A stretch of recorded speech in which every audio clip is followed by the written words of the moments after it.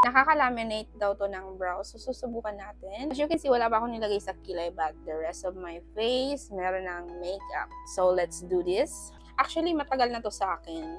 Favorite ko tong gamitin kasi hindi na ako nahihirapan na mag-shape ng kilay since isi-shape ko lang na siya para siyang buhok.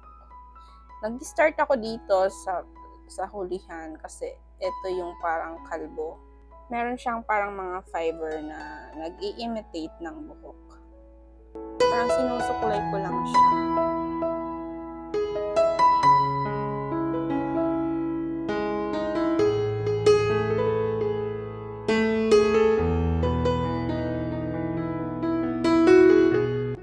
So, gawin naman natin yung sa kabilang side.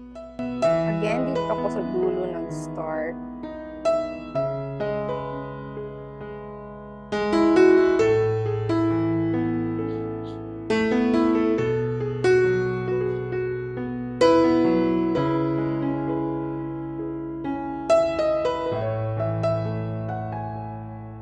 So, ito yung final result. Ito, ang gagamitin mo lang talaga ay yung brush.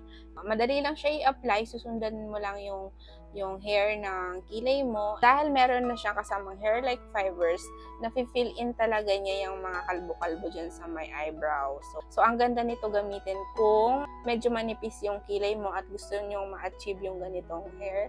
Yung parang yung mala Andrea Brillantes na kilay. Kayang-kaya niya ma-achieve yan dahil nga meron siyang hair-like fibers dyan. So, yun lang. Thank you so much for watching. Bye!